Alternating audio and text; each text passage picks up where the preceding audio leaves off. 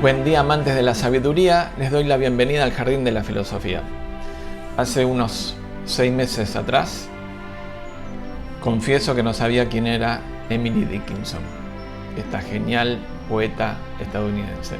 Pero, a pesar de eso, ella me estaba buscando. ¿Cómo empezó esto? Esta búsqueda insistente.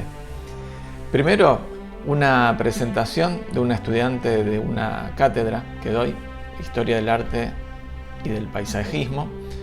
Una estudiante hizo su presentación final sobre el jardín de Emily Dickinson. Y fue excepcional, realmente extraordinario, porque lo acompañó con un souvenir y una presentación escrita que no era obligatoria, todo hecho a mano. O sea que ella misma ya estaba cautivada, ¿no? por la artista, por la poeta. Lo segundo que pasó es que simultáneamente, por ese tiempo, noviembre, diciembre 2022, estrenaron la serie 1899, de la que hicimos varios videos, ¿no? La serie, como lo vimos en uno de los shorts alusivos, comienza con un poema, con unas estrofas recitadas en off por la protagonista principal, Maura, y que justamente son 2 estrofas de un poema de Emily Dickinson, que les recomiendo, que es maravilloso. Bueno, ese fue el segundo intento de Emily. Entonces, ya en ese momento dijimos, bueno, vamos a tener que hacer tarde o temprano un video sobre la filosofía de Emily Dickinson. Finalmente, lo que apresuró la concreción de este video fue que estaba viendo una película pasatista en televisión, Tu casa o la mía, en la cual lo único que me gustó fue el jardín de la casa de ella, de la protagonista, en donde aparece un cuadro hacia el pasar, son 5 segundos en la misma presentación de la película. Se ve un cuadro por ahí atrás con la enigmática e icónica figura de Emily Dickinson, con un poema, con la primera parte de un poema que vamos a analizar al final. Así que después de 3 intentos hicimos este programa, y la verdad que Emily no solamente nos encontró, sino que nos cautivó, y espero que los cautive a ustedes también. Vamos a empezar por una biografía, nos vamos a meter en la vida de esta artista y vamos a ver cómo revela a partir de ahí este inmenso mundo interior. Vamos a ver el video.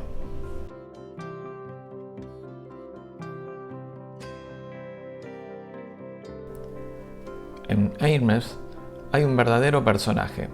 Es una dama a la que la gente llama el mito. Es hermana del señor Dickinson y parece ser el clímax de toda la rareza familiar. Eso lo escribía en el otoño de 1881 Mabel Loomis Todd en una carta. Les contaba también que la misteriosa dama no había salido de su casa en 15 años y que siempre se vestía de blanco. Mabel se había mudado allí recientemente con su marido, que era astrónomo. Juntos viajarían luego por los 5 continentes. Y resulta una paradoja que una persona tan viajera y activa, escritora, conferenciante, una mujer muy autónoma para la época, sea más reconocida por haber sido la primera coeditora de la obra de Emily Dickinson, que era un ser particular que había desarrollado su arte en silencio, en soledad, desde la habitación de su casa y sin darlo a conocer. ¿Cómo surgió ese mito? Difícil responder, más sabiendo que Hermes, el pueblo donde Emily nació en 1830 y vivió toda su vida, tenía alrededor de 3.000-4.000 habitantes. A pesar de su tamaño, tenía un gran plus educativo que mantiene hasta la actualidad. Es una reconocida ciudad universitaria. Y Emily pudo acceder hacia la educación a pesar de su condición de mujer. Sabemos que era un gran limitante en el siglo XIX, ¿no? Además, tenía en su hogar el acceso a la cultura letrada, ya que su padre era abogado, político, congresista, y formó parte toda su vida adulta del consejo de la universidad local. O sea, que en el hogar había un estímulo constante y posibilidades para aprender cosas nuevas. En 1840, junto con su hermana, pudieron acceder a la educación secundaria en la academia local, creada hacia 1815 y mixta desde 1838. Dickinson pasó 7 años en la academia, tomando clases de inglés y literatura clásica, latín, botánica, geología, historia, aritmética y la llamada filosofía mental, que entiendo debiera ser una mezcla de lo que entendemos hoy por psicología y filosofía de la mente. En 1845, un movimiento religioso protestante de avivamiento recaló en la ciudad y gran parte de los compañeros de estudio de Emily hicieron pública su confesión de fe. No pudo ser indiferente a este proceso. El movimiento derivaba del llamado Segundo Gran Despertar, un milenarismo que creía en la inminente segunda venida de Cristo. Al no haber ocurrido esta bajada, este descenso, en el año previsto según estudios interpretativos de las profecías bíblicas, el milenarismo se convirtió en un posmilenarismo, que iba a ser el origen de la actual Iglesia Adventista. La cuestión es que para Emily fue muy importante este proceso y así le escribe a un amigo en 1846. Nunca disfruté de una paz y una felicidad tan perfectas como el breve tiempo en el que sentí que había encontrado a mi Salvador. Continuaba diciendo que su mayor placer era estar en comunión a solas con el gran Dios y sentir que Él escucharía mis oraciones. Aquí podemos ver en una quinceañera Emily un indicio de su dimensión espiritual, interior, de una conexión íntima con la religión. Su efervescencia cristiana pública y su asistencia regular a la iglesia duró algunos años. Ya en 1852 escribe el siguiente poema. Algunos guardan el sábado yendo a la iglesia. Yo lo guardo quedándome en casa. Hay agrupaciones religiosas cristianas que su día consagrado es el sábado, no el domingo. Hay evidentemente un distanciamiento de una práctica que ordena y cohesiona a esa sociedad y un ensimismamiento o énfasis en la intimidad. En el interín de ese proceso religioso asistió un año, entre 1847 y 1848, al seminario femenino del Monte Holyoke, a 15 kilómetros de Amherst. Era esta una institución perteneciente a la Iglesia Congregacionalista fundada una década antes y pionera en la educación femenina. Luego se convierte en universidad y perdura hasta el día de hoy. No se sabe bien por qué, quizás por el marcado perfil religioso de la institución, ya que las educaban para ser misioneras, o por problemas de salud quizás, pero Emily tuvo que abandonar sus estudios superiores. La cuestión es que Emily tuvo una gran formación en ciencias naturales, entre ellas astronomía. Habían creado un observatorio en 1848 en el colegio local. Emily sabía todas las constelaciones, sabía mucho de botánica, había creado un herbario con 400 especies locales y la tarea le llevó varios años. Los profesores de Monte Holyoke le dieron la materia botánica por aprobada sin necesidad de cursarla ni de rendir exámenes, porque se dieron cuenta que sabía muchísimo de botánica, no era necesario hacerlo. El resto de su educación fue no formal, recibiendo instrucción, o mejor dicho, inspiración, o aún mejor compartiendo inquietudes comunes de algunos personajes locales o zonales que a su vez le acercaron obras de autores famosos, como es el caso de su contemporáneo Ralph Waldo Emerson, quien vivía a 100 kilómetros en Concord, donde también estaba Thoreau. Vean los videos que hicimos hace un tiempo. Emerson era un heredero del romanticismo. Tenía una mirada filosófica de la naturaleza y un acercamiento libre a la religión. Emily dijo de Emerson luego de leer su libro de poemas de 1847: «Él ha tocado la fuente secreta». Su otra gran fuente literaria de conocimiento fue Shakespeare. Escribió en una carta al respecto: «¿Por qué estrechar otra mano que no sea esta?». Emily participó a principios de los años 50, 1850, de un grupo que se reunía para leer al dramaturgo inglés en voz alta. La influencia durará toda su vida y habrá en sus escritos referencias a sus personajes y citas incluso de sus obras.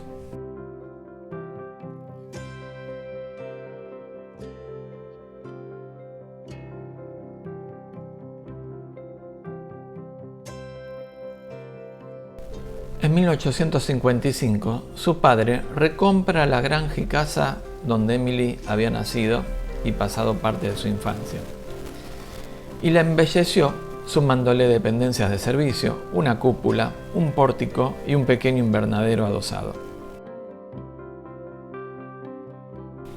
Era una casa de lujo para el pueblo. Allí Emily disponía de un espacioso dormitorio en la planta alta, con vista al frente, a la calle principal de la ciudad y al pequeño bosque al oeste, tras el cual se hallaba la próspera casa de su hermano mayor Austin y su familia, la cual se convirtió rápidamente en el centro de la vida social y cultural de la ciudad.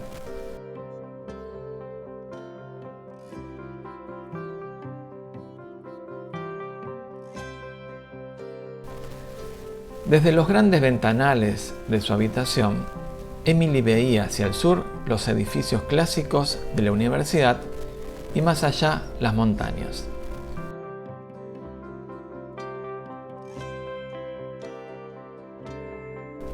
Unas pocas cuadras hacia el oeste estaba el centro de la dinámica y bulliciosa ciudad. Eso era como un microcosmos que reflejaba la totalidad. Hay un video de la Fundación Juan March, que es la grabación de una charla de Laura Freixas titulada «Una genia con habitación propia». Una habitación propia es un ensayo escrito por Virginia Woolf en 1929, donde reflexiona sobre la importancia de que las mujeres cuenten con dinero y un espacio propio, un espacio tanto físico como simbólico. Por alguna razón, no sé si por corrección política, por gusto o qué, le cambiaron el título en YouTube y ahora se llama Una genia con actividad propia, lo que parece una redundancia. Me parece que en Emily Dickinson habría que enfatizar el verbo y no el sustantivo en este aspecto. El espacio de creación de Emily es el mismo espacio que habita, es el mismo habitar. Esa habitación era infinita, una forma de habitar el mundo que le permitía crear con total libertad y paz.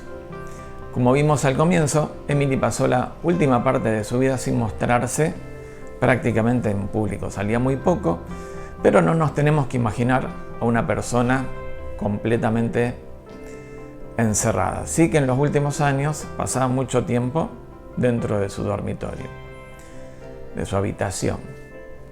Volviendo a Mabel Loomis Todd, que dijimos al principio que fue una gran viajera, resulta curioso que Emily, sin moverse prácticamente de su casa, haya tenido un mayor y profundo conocimiento de la naturaleza, del mundo, de la vida, un conocimiento que va a expresar en la intimidad de su poesía.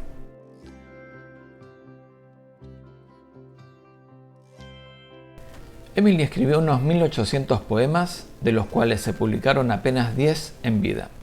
La mayor parte los escribió durante un corto pero intenso y creativo periodo de unos 5 años, entre 1861 y 1865, los mismos años que duró la Guerra de Secesión, con todo su halo de muerte y destrucción. En ese frenesí creativo, le escribe una carta en 1862 a un crítico literario y posterior mentor y editor, Thomas Higginson. Señor Higginson, ¿está demasiado ocupado para decir si mi verso está vivo? La mente está tan cerca de sí misma que no puede ver claramente, y no tengo nada que preguntar. No le pregunta si es bello lo que escribe, si está lindo, sino si destila vida.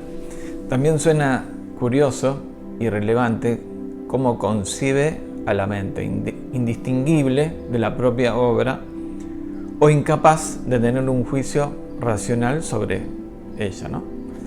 En otra carta le transmite su experiencia de la poesía.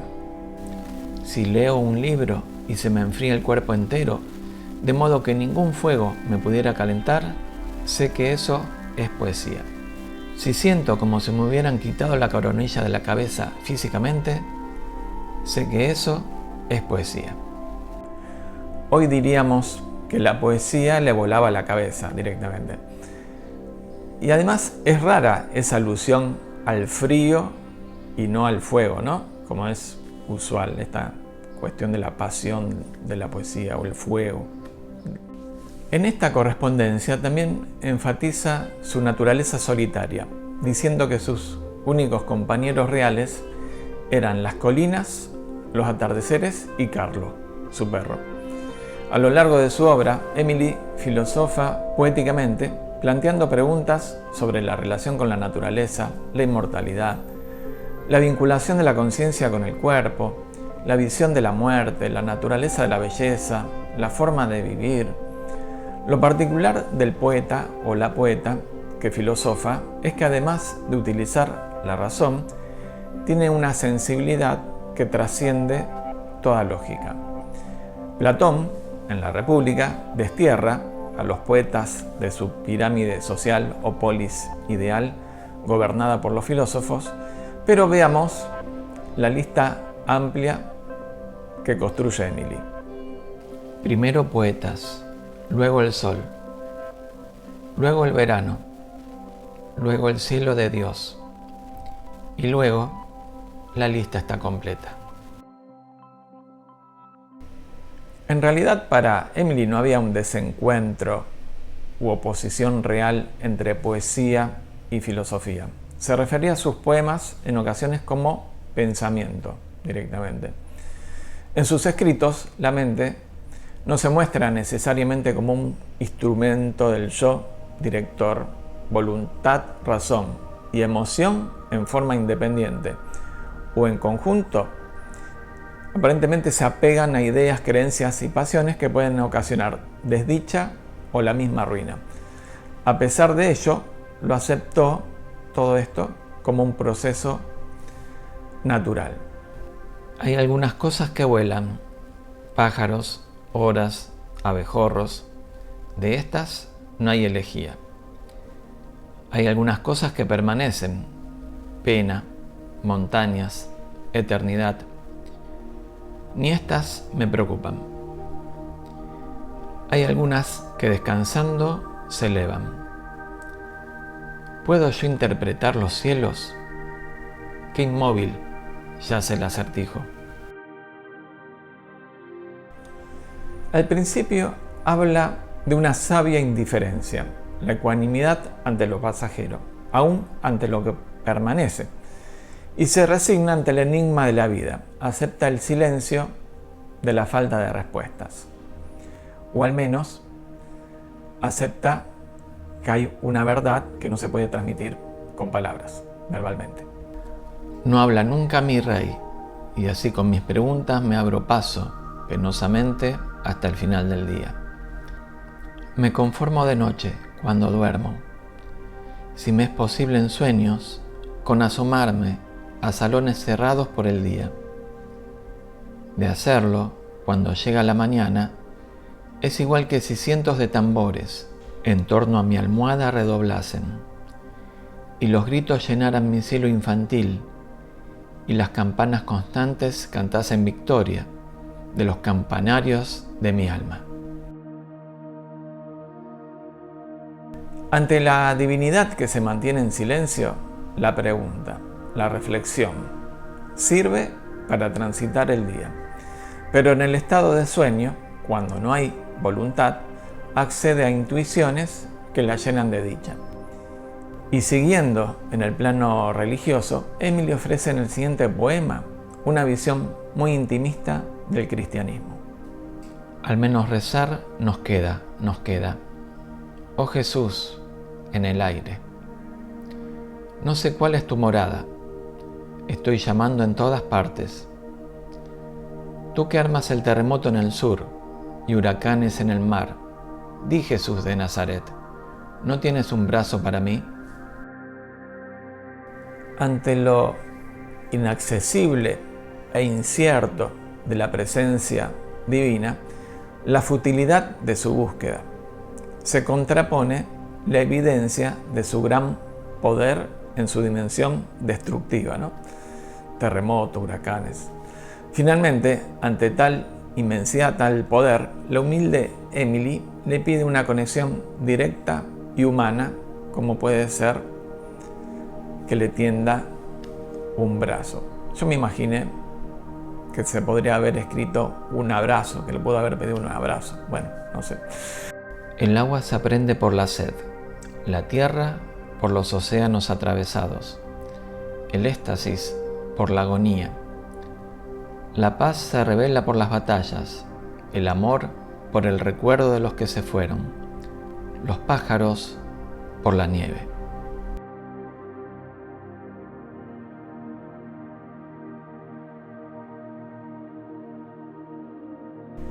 Aquí aparece una sucesión de pares de opuestos y relativos que hacen a la experiencia humana. Aprendemos a valorar, gracias a ello, a valorar y disfrutar las cosas por medio del esfuerzo y el sufrimiento, vistos como caminos quizás de purificación, no lo sé. También el contraste visual, el del pájaro y la nieve, habla ahí directamente de la percepción. Me perdí cuando ya estaba salvada. Sentí que el mundo me dejaba atrás y ceñidos los lomos al borde mismo de la eternidad. Volví a cobrar aliento y oí en el otro lado la marea, decepcionada que iba retirándose. Me siento, pues, como alguien que a su vuelta tiene extraños secretos que contar, de mares muy lejanos, como quien ha visto raras tierras y vuelve con noticias, palidísimo, desde las terribles puertas antes del sello. La próxima vez me quedaré, la próxima vez cosas para ver. Caer en la condición mental de creerse perdida cuando no lo está o cuando no lo estamos. Visitar un mundo otro, extraño, un mundo de la conciencia, que pocos o nadie conoce y que atemoriza por ello. El deseo también de volver y permanecer allí, de quedarse. La muerte y el alma. Partió hacia el juicio, una tarde tremenda. Grandes nubes, como guardas, se asomaban, mirando la creación. La carne, rendida, cancelada, el retiro del cuerpo comenzó. Dos mundos, como auditorios, se dispersaron y queda el alma sola. La muerte no es un acontecimiento completamente individual para Emily, sino que se implica el cielo y la tierra. Todo confluye para ese suceso. ¿Cuáles son los dos mundos que se dispersan? La verdad que no lo sé, pero me lo pueden dejar en los comentarios. Lo cierto es que esa línea de apelación al público, a las audiencias, al auditorio, hizo que en la traducción de Losada, la publicación que tengo acá, se convierta en el teatro de la vida se dispersa. En ningún momento aparece la idea de movimiento, de que el alma viaja a alguna parte, sino que sucede el despojo, como cuando uno se desviste y que queda desnudo como el alma. La naturaleza del alma. El alma ensimismada es una amiga imperial, o la más agónica espía que un enemigo pudiera enviar. Segura de sí misma, ninguna traición teme. Soberana de sí misma, el alma debería estar asombrada. Más allá de la dificultad de la traducción, cuando leí esto recordé a Descartes, su indagación sobre la certeza del yo y el conocimiento, su introducción del genio maligno, vean y lean a Descartes, que aquí puede ser la espía enemiga, ¿no? En la primera estrofa aparece esa disyuntiva acerca de la naturaleza del alma, pero que se resuelve en la segunda, donde el alma en sí es seguridad, certeza, verdad, que aleja el temor y deja paso el asombro ante la propia maravilla de la vida. El silencio del yo. Sentí un funeral en mi cerebro. Los deudos iban y venían, arrastrándose, hasta que pareció que el sentido se quebraba totalmente. Y cuando todos estuvieron sentados, una liturgia, como un tambor, comenzó a batir, hasta que pensé que mi mente se volvía muda. Y luego los oí levantar el cajón, y crujió a través de mi alma. Con los mismos botines de plomo, de nuevo, el espacio comenzó a repicar. Como si todos los cielos fueran campanas, y existir solo una oreja, y yo, y el silencio. Alguna extraña raza naufragada, solitaria, aquí. Y luego un vacío en la razón se quebró.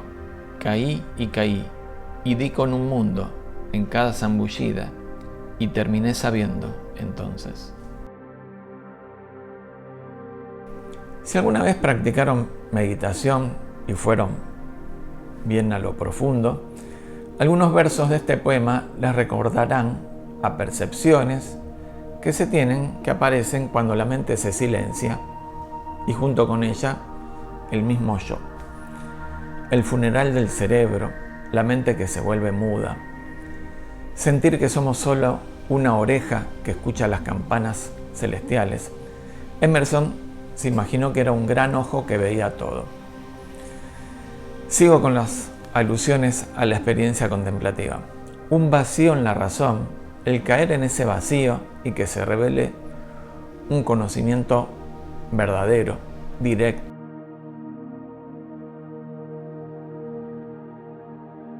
Terminamos con el siguiente poema que les nombré, que aparece en el cuadro de la película al comienzo, e ilustra la ética de Emily. Si puedo evitar que un corazón se rompa, no habré vivido en vano. Si puedo aliviar a una vida el dolor, o enfriar la pena, o ayudar a un fatigado petirrojo llegar a su nuevo nido, no habré vivido en vano. Aquí se expresa un fuerte compromiso ético que no se limita a ayudar a los congéneres, sino a los frágiles seres de otras especies, como los pájaros. Este derramamiento ético se relaciona con un sentido de la identidad que parece atravesarlo todo y se experimenta en el pequeño mundo de Emily y su jardín. Pero como se nos fue el tiempo, dejamos esta última parte para el próximo programa, que se va a titular El jardín infinito de Emily Dickinson. Y así llegamos al final. La verdad que Emily me da la impresión de que no era una persona de este mundo y paradójicamente, al mismo tiempo, parece ser que vivió plenamente su vida y disfrutó de este mundo mucho más intensamente que la mayoría, ¿no? Así que espero que les haya gustado el video. Si es así, háganle un clic en el me gusta, suscríbanse por supuesto, compartan el programa con todo el mundo y nos veremos próximamente. Seguiremos caminando por algún sendero de este jardín infinito que es el jardín de la filosofía. Paz a todos los seres.